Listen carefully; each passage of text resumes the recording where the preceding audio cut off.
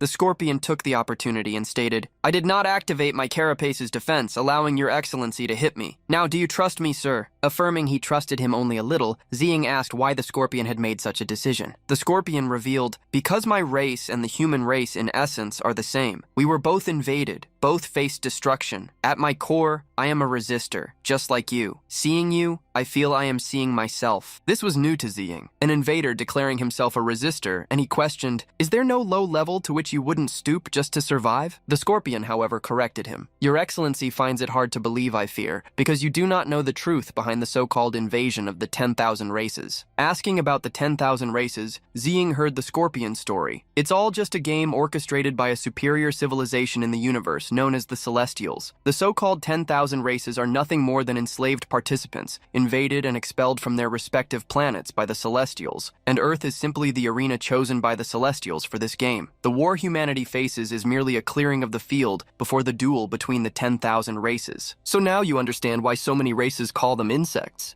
Surprised, Ziying discovered the truth. In the eyes of those beings, the skill wasn't even qualified to participate. They were just ants to be swept away before the duel. After hearing something shocking, Ziying asked the scorpion to talk about the invasion of his planet by the Celestials. The Rift creator revealed that the Celestial Scorpion people originally lived on the planet Ensisera and 8, being the governors of that world. After tens of millions of years of evolution, development, civil wars, and external conflicts, the scorpion species had finally reached peace and tolerance, something that did not last long. A celestial descended upon the planet, ordering them to participate in the tournament of the 10,000 races. The scorpions refused, launching massive attacks against the celestial. However, they paid a high price for their arrogance and ignorance. The celestial's power was on a completely different scale than theirs. The Rift creator's companions, all of his species, were eliminated one after another. The celestials seemed to possess the ability to command all cosmic elements. The entire war lasted less than half an Earth hour, in which the scorpions were decisively defeated. Tragically, the remnants of the race did not resist, and as a result, were annihilated. They preferred death over becoming eternal servants. The Rift Creator ended up being considered a traitor to the Scorpion clan, but not because he did not want to resist. He simply could not bear to see his civilization wiped out in the blink of an eye. As the last survivor of his race, he revealed that he had been transported to Earth and forced into this hunting game. Frowning upon hearing that an entire race had been wiped out in less than half an hour, Ziying asked, "I'm curious why you bet everything on me, especially considering that from the beginning, your attitude towards me seemed to seek this." The Rift Creator responded to Ziying with something unexpected, "Because I sensed in you an aura similar to that of the Celestials." Astonished, Ziying asked how that was possible. The Rift Creator explained that, although it was just a spark, the essence of the aura was the same. Especially during the battle between them, the elemental control Ziying demonstrated was unmistakable to the Scorpion. Ziying absorbed the Rift Creator's comments and thought about his past life. Before reincarnating, he had noticed a peculiarity in his 5 great skill trees. There really was a possibility that his rebirth was connected to such celestials. However, he could not imagine what their purpose would be if that were true. Unexpectedly, the Rift Creator revealed something more. "I also felt in you something that resonates with the civilization of my race. Instead of being eliminated by you in this game, I choose to submit and make a bet." Since what the Rift Creator said made some sense, Ziying decided to give him a chance and asked how he could be useful. The Rift Creator quickly pointed out, "First, in terms of power, I can crush any alien below rank S. I also should have about a 50% chance of victory against other rank S aliens. Additionally, I know the mechanics of the Void Gate and how to destroy it." Ziying didn't consider that a bad deal and extended his hand, warning he had one condition. "From now on, you will obey all my commands until we win this war. If your bet pays off this time, after we win, I will let you return to your planet and continue your civilization." The Scorpion Rift Creator agreed to the condition, lowering his body. "My deepest gratitude, Your Excellency." Thus, Ziying called Chu Tian, informing her it was time to return. However, when she arrived where Ziying was, Chu Tian looked confused. "How is this thing still alive, and what's with that pose of hers?" Ziying took the opportunity to introduce the Scorpion to Chu Tian. "This is the Rift Creator. He will be part of our squad now." Chu Tian remained confused, but obeyed Ziying's command to create a portal to take them back to the Void Gate battlefield. She created a large portal, bigger than the Scorpion, but he couldn't pass through it, causing the opening to dissipate. Worried, Chu Tian revealed, "He's too big. I can't teleport him back all at once." Apologizing, the Rift Creator explained he could shrink or even take on a human-like form, though he would lose combat abilities. Telling him to stop the small talk, Ziying instructed him to transform quickly since they wouldn't need to fight. The Scorpion obeyed and an energy enveloped him. This energy changed his body shape, assuming the form of a human woman with bronzed skin and muscular legs. On her back, the Scorpion tail remained, still threatening. But when the transformation ended, the Scorpion kept a bald face that didn't even match the body and asked, "Your Excellency, is this appearance acceptable?" Gritting her teeth, Chu Tian felt a strong urge to hit this alien. Ziying also gritted his teeth, equally disappointed. With a downcast and somber look, he instructed, "Rift Creator, change to a male human form, something that fits Earth's appearance." The Scorpion nodded, and the feminine parts of his form disappeared, giving way to a broad chest. This time, however, he made his tail appear on the front of his muscular body. Chu Tian's and Ziying's eyes widened, realizing something was very wrong with the tail's position. They couldn't contain themselves anymore,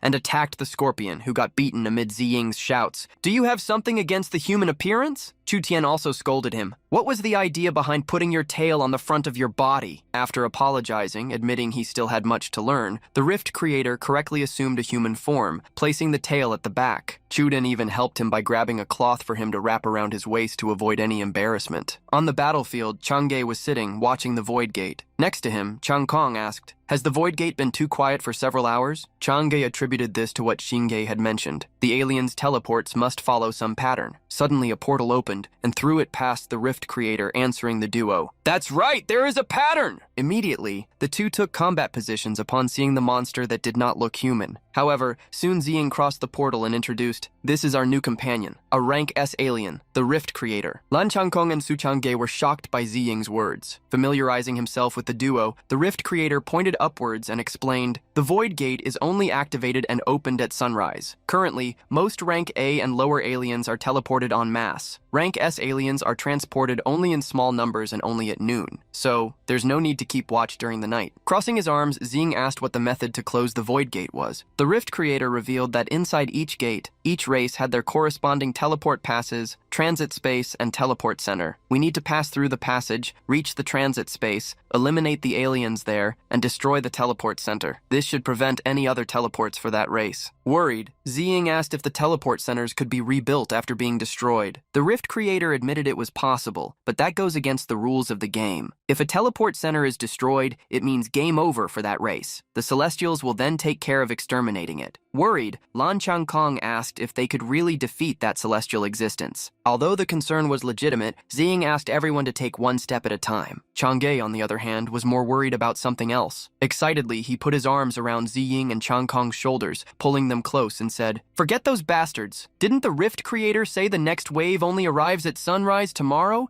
That means we can go back to the cabin, eat, and sleep." Laughing, knowing his brother Su was right, Ziying agreed to follow the plan. Thus, Chu Tian created a teleport so they could return and share the information with the others. In the cozy cabin, Ziying, with Chu Tian by his side, introduced the Rift creator to everyone already gathered at the large table, where a lavish feast awaited. Still surprised, Chang'e commented, "An enemy becoming an ally is really a development I didn't expect." Sulang welcomed the arrival of a new friend and invited him to eat, asking him not to hesitate and to consider the place his home. With an emotionless look, the Rift creator repeated the instruction given to him. The next moment, he opened his huge mouth, sucking up all the dishes like a giant celestial vacuum. Ziying was dumbfounded, as were the others who were shocked. Having devoured all the dishes on the table and created a big mess, the Rift creator asked, "Guys, was I polite? Can I ask for another dish then?" Furious, everyone jumped on him, punishing him for such greed. Smiling, Zishan commented that the guest probably didn't know that "don't hesitate" was just a polite and courteous way of speaking. Sighing, Chang'e added that he still had a lot to learn. In the end, the Rift creator got beaten by everyone in the house and was thrown out through the roof. Lying on the ground, unable to get up, he said confusedly, "Seriously, this is very similar to my race's culture. Is someone very polite really beaten? If I had known, I would have asked for 10 tables of food." Since there was no other choice but to prepare more food, everyone left the house to organize a barbecue. Immediately, Qin Sui and Qin Ying used their powers to gather fruits and vegetables. Using his power trivially, Lan Changkong washed all the spices from tomatoes to eggplants. Chang'e and Xingyi also got into action, one slicing the vegetables, the other dicing, making use of their skills. With the fire element, Ziying created a large bonfire where he grilled the pork. Having recovered, the Rift creator approached. "This time, I will show a good performance." Quickly, Ziying intervened. "This time, wait for us to eat first. Only then you eat. If it's not enough, go to the battlefield tomorrow and eat until you're full before returning." After the food was ready, everyone sat in the garden with skewers and grilled barbecue on their plates. Ziying handed a skewer to the Rift creator, saying, "Tomorrow we enter the Void Gate, so let's take this moment for everyone to share their ideas. First, Rift creator, you will be responsible for eliminating the alien races that come out of the teleport gate. Any problem?" With the first duty assured, Ziying asked who would handle a rank S alien if another appeared. Chang'e raised his hand, thinking aloud, "There are many bodies out there. That makes it easier for me to use my technique. And with Rift creator's cooperation, we can hold out." Adding his sister to this role, Ziying believed it would be easier to defeat a rank S with healing support. Su Chang'e looked provocatively at Xinghe and said, "Won't that make them split up?" Faced with the provocation, Xinghe retorted, "Su Chang'e, your words are sourer than old pickled cabbage." On the other side, Su Lang raised her hand. "Leader, Kair and I also want to go to the battlefield to warm up." Remembering that they already knew the aliens' spawn patterns, Chen Kair said they wouldn't need to stay in one fixed point for reconnaissance anymore, and could also grow stronger on the battlefield. Hearing the duo's will, Ziying instructed them to join Su Chang'e's group the next day. Chu Tian, Chu Xinghe, and the others would enter the Void Gate with him. With the assignments defined, Xingyi suggested sharing what they had learned in the last 2 days' battles to check what they had assimilated and analyze others' techniques. Chang'e was the first to comment. The Qin brothers' technique seemed limited, so he thought they should focus on potion and explosive arts. Qin Ying agreed and recommended Lan Changkong try to use his power to turn water into ice or mud. Chen Lianyi joined the conversation, stating she could create customized acids and freezing agents, while Xiaonan revealed having developed regeneration potions for everyone. The next day at the Void Gate, several low-rank aliens prepared for an attack. With the gate opening, Ziying declared, "Everyone, get in position, prepare for battle." Xu Tian immediately used her spatial link, the teleport ability. The group flew toward the gate, with Ziying leading, shouting, "Follow me to bring a storm to that place." As soon as they crossed the gate, part of the group felt dizzy. Quickly, Ziying instructed, Keep your sanity. Harmonize your breathing. The place they were teleported to had several passages. Observing the desolate planet with only energy doors, they realized that, by appearance, the rank of the races must be organized according to the shade of each passage's color. The darker, the higher the rank. Heading toward one of the passages, Ziying instructed, "Let's first go to the teleport passage of a low-rank alien race to see the situation and then decide." Since everything was different, they imagined each passage was designated based on each race's spatial establishment. On the other side of the portal, two kobold-like aliens were talking while guarding a wooden gate. They talked about going to battle soon and about their planet's main forces arriving the next day. Suddenly, the wooden gate they guarded exploded in a fireball. Through the passage, Ziying and his group walked slowly. Soon, they spotted a mountainous castle, probably the main teleport station, in a very large area. The guards in the stone city, seeing the invaders, roared, "Ants are invading us! Eliminate them all!" However, the fire tornado created by Ziying devastated the area between him and the stone city, engulfing all the kobold guards and throwing them through the air along with the castle. Soon, the stone city exploded in a mushroom-shaped cloud. A notification appeared before them. Jin Shiking, game over. A golden planet immediately shattered, scattering its fragments across the cosmos. Aghast, Lan Changkong shouted,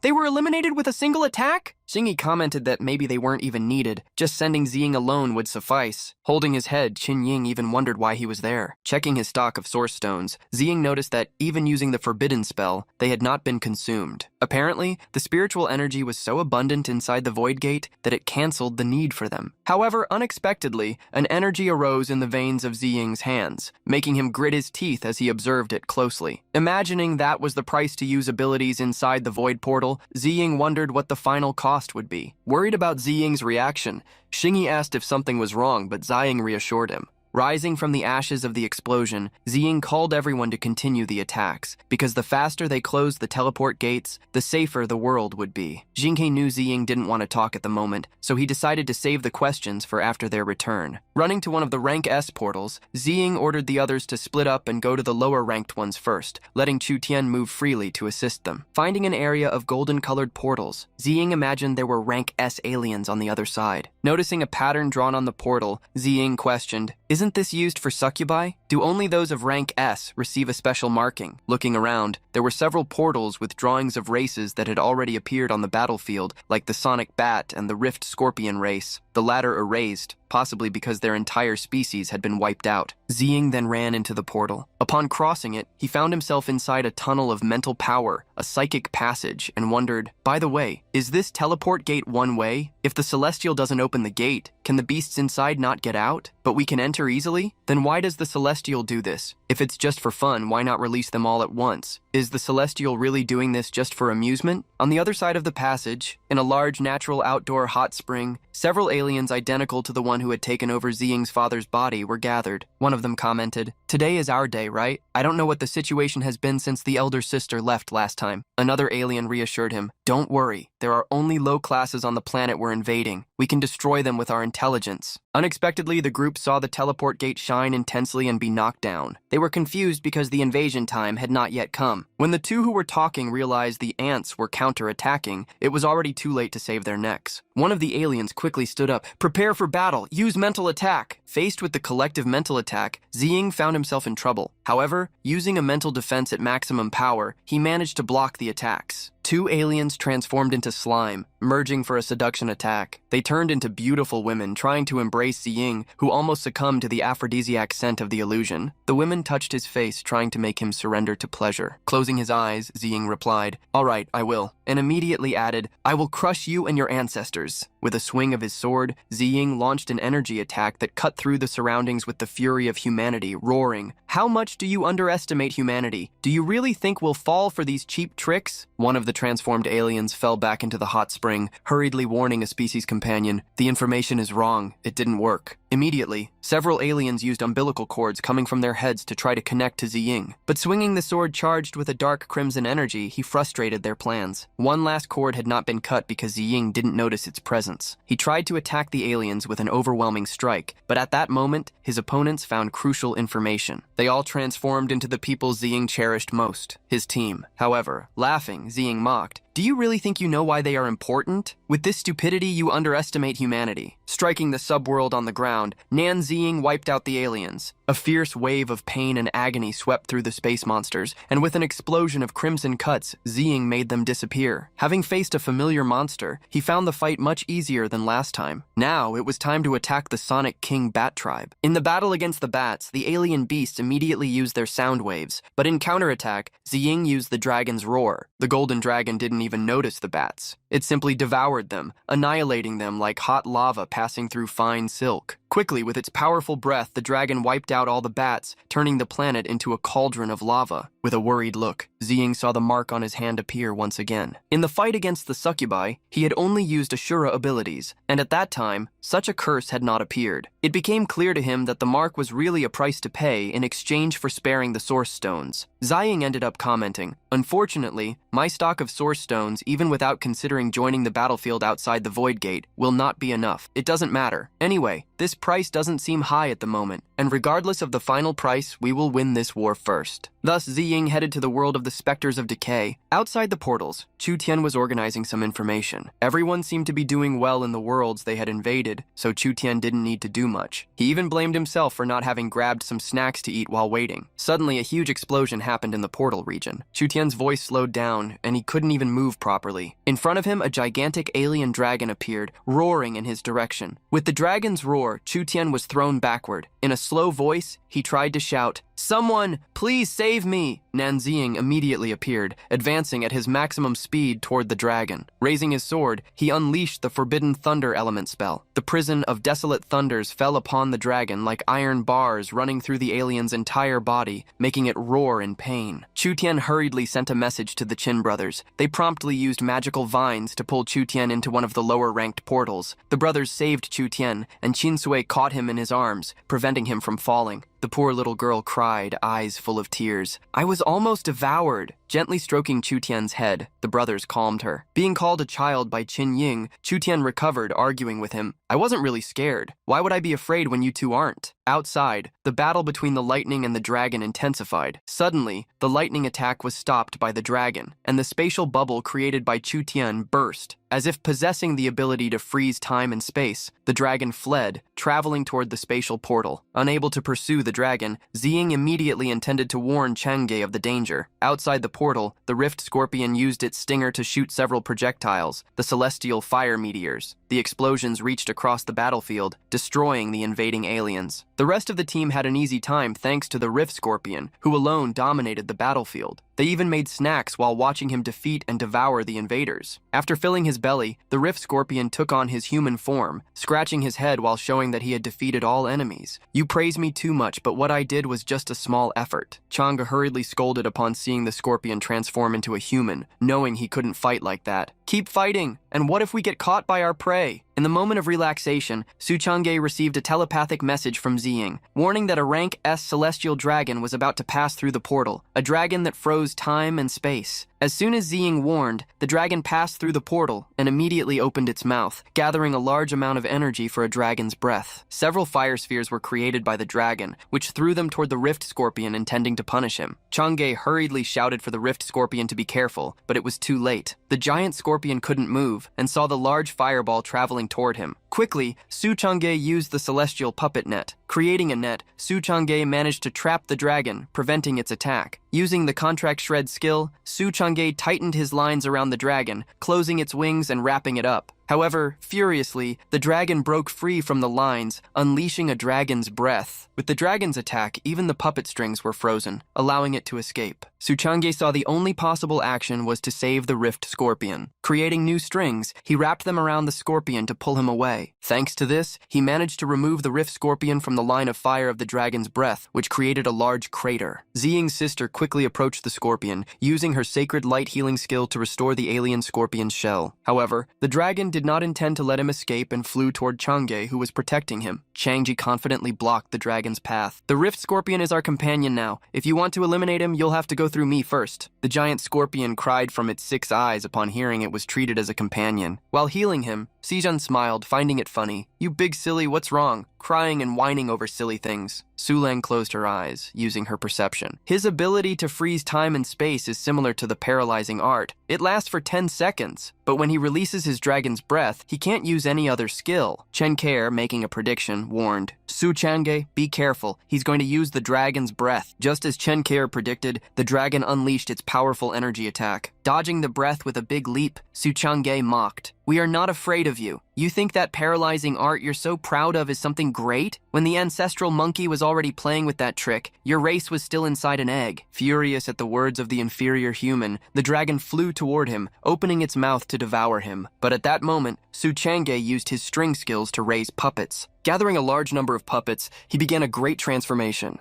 But the dragon would not let him finish. Even with Su Leng's warning, the dragon used a claw attack, destroying the puppets. In the next moment, thanks to the prediction once again, Su Chang'e managed to avoid the dragon's tail attack that would have caused severe damage. The duo who made future predictions realized their efforts were not working. The time between reporting what the dragon would do and the action itself was too short. If they weren't faster, everything would be in vain. Knowing there was another way, Su Leng pushed herself to the limit, trying something new. Opening her arms, she released her energy, using a perception link, a sharing of sensations. Even with crimson tears streaming from her eyes, Chen Keir used the Eyes of Prediction skill at maximum activation, a technique she could only maintain for 10 seconds. Chang'e immediately shouted, Rift Scorpion, cover me! The scorpion quickly nodded at the command. Rift Scorpion used his specialty, launching fire meteors against the red dragon, which advanced towards Su Chang'e. Irritated by the fire attacks, the dragon stopped, preparing a new freezing breath. Since the dragon could do nothing while using the breath, Su Chang'e took the opportunity, throwing the celestial net while ordering, Destroy him! The webs fell over the dragon, and immediately upon wrapping it, Su Chang'e pulled them. However, the attack was not enough to defeat it, and even wrapped in the lines, it continued to gather energy for its devastating breath. Su Chang'e, who shared Su Leng's senses, discovered the reason why his attacks were ineffective. Is the reverse scale on, the dragon's forehead giving it regenerative abilities? Trying to prevent the dragon's plans from continuing, Su Chang'e launched a second attack, this time targeting its forehead. Unexpectedly, he managed to remove the dragon's reverse scale, a gem located between its eyebrows. Now, without it, the dragon would be nothing more than a flying worm against humanity. Snorting mockingly, Su Chang'e captured the red crystal. This reverse scale is mine now. Su Chang'e immediately pulled his lines and, as if cutting butter, turned the dragon into cubes of meat that fell from the sky. Su Chang had defeated the dragon, but not everything was over. Su Leng and Chen Keir immediately suffered backlash effects from having pushed their abilities to the limit, falling from the sky. Moving quickly, Su Chang'e managed to catch the two girls. The Rift Scorpion hurried toward them, intending to help carry them, but Zishan intervened. She was the most useful person in that situation, immediately creating a healing dome to stabilize the two's lives. Regaining some consciousness, Su Leng commented to her friend, Keir, we are finally no longer a burden. Snorting, Keir replied with a forced smile, I never considered myself a burden. At least I was a phoenix claw. After the two recovered thanks to Nan Zishan's healing, Su Chang'e thanked them. This time we owe you a lot for breaking that deadlock. No one on our team is dispensable. Taking a vial, Su Chang'e handed it over, revealing it was a quick recovery medicine made by Chen Liani.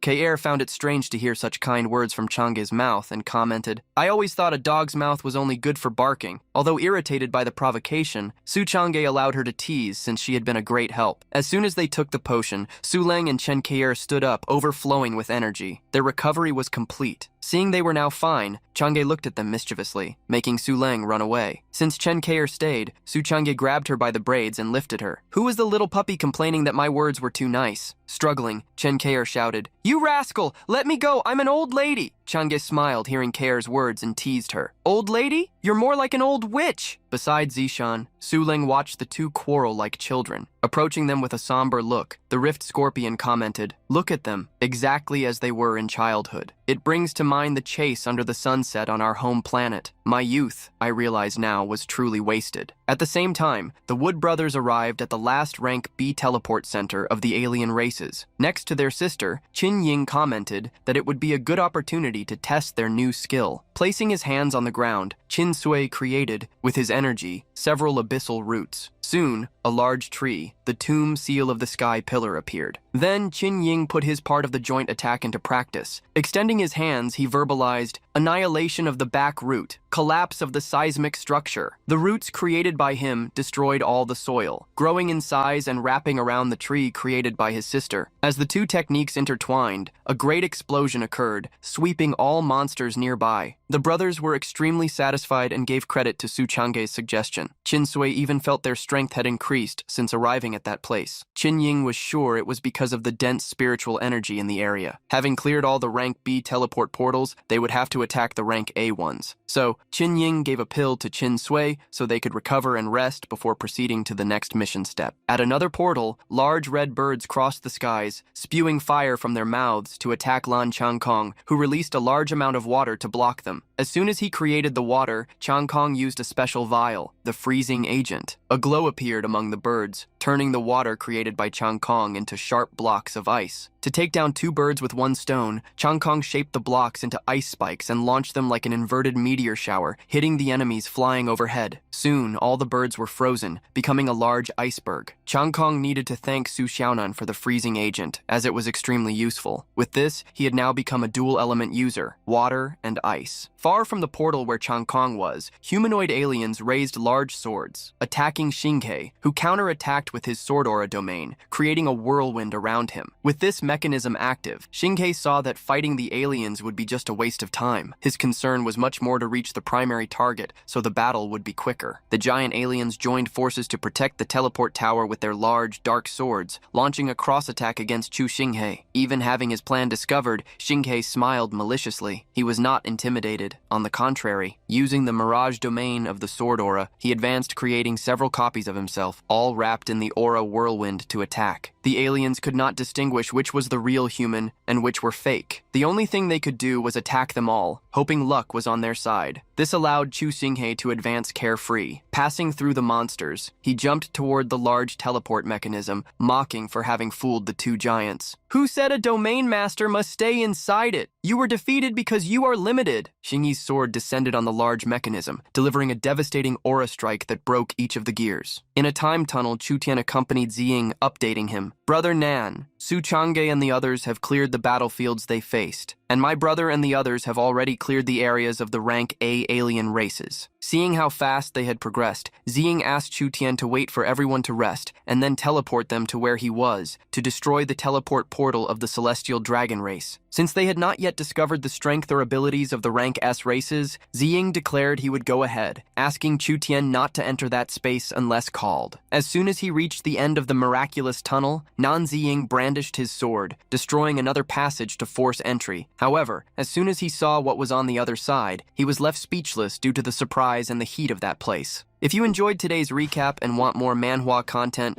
subscribe to the channel. We're starting this journey now, and I hope that together we can strengthen this new community.